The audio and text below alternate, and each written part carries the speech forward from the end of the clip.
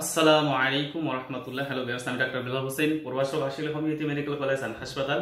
আশা করি আল্লাহর রহমতে আপনারা অনেক ভালো আছেন। আলহামদুলিল্লাহ আমি অনেক ভালো আছি। আজকের বিষয় হলো হোমিওপ্যাথি মেডিসিন এরালিয়া রেসিমোসা নিয়ে আলোচনা করব।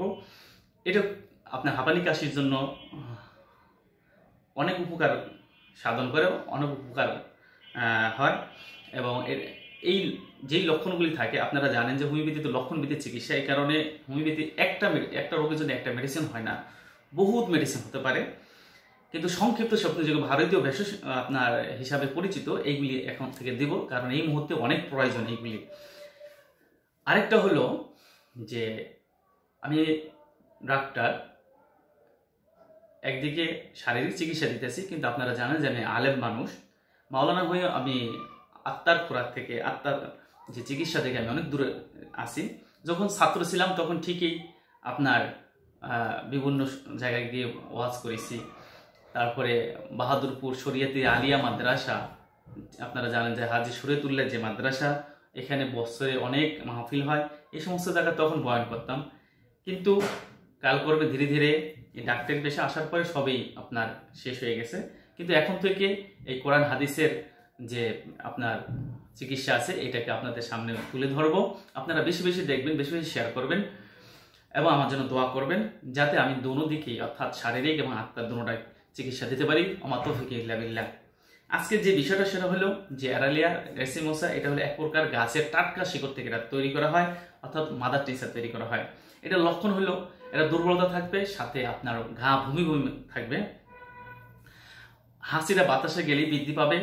আর হলো যে মুখের আপনার ঘা থাকবে, মুখের এই কোণে ঘা থাকবে, জিহ্বায় ঘা থাকবে, চারদিকে ঘা থাকবে, যকৃতে আপনার অর্থাৎ লিভারে আপনার ব্যথা থাকবে, অর্থাৎ ডান স্পন পর্যন্ত আপনার ব্যথাটা থাকবে। কিছুক্ষণ ঘুমের পরেই আপনার এই শ্বাস প্রশ্বাসের অসুবিধা বেড়ে যাবে এবং কিছু গয়ার উঠলে আপনার উপশম বোধ করবে।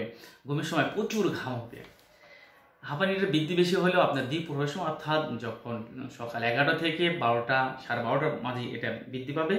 শুইলে আপনার হাঁপানির টান বেড়ে যাবে এবং থাকিয়ে থাকে আপনার এই হাঁপানিটা উঠবে এবং কিছু আপনার টানের পরে আপনার কাশির উপশম হবে, অর্থাৎ কিছু কাশি বাহির হয়ে গেলে, কিছু গায়ের বাহির হয়ে গেলে আপনার উপশম হবে। আরেকটা হলো যে এটা সবচেয়ে মূল পয়েন্ট হলো যে নিঃশ্বাস ছাড়তে তার কোনো অসুবিধা হবে না, কিন্তু নিঃশ্বাস গ্রহণ করার সময় তার খুবই অসুবিধা হবে। নিঃশ্বাস নিতে তার বুকটা ফেটে যাবে। এই অবস্থা যদি মনে হবে যে তার গলার ভিতরে কোনো কিছু তাকে চিপে ধরছে, মনে হয় কোনো কিছু ঢুকিয়ে দেওয়া হয়েছে, এই অবস্থা যদি হয় তাহলে আপনারা এরালিয়া রেসিমোসাটা ব্যবহার করতে পারবেন। আশা করি আজকের এই সংক্ষিপ্ত ভিডিও দ্বারা আপনারা করোনা ভাইরাস থেকে মুক্তি পেতে পারেন।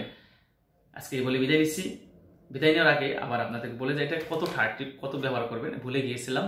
সেটা হলো আপনার মাদার টিনচার ব্যবহার করবেন।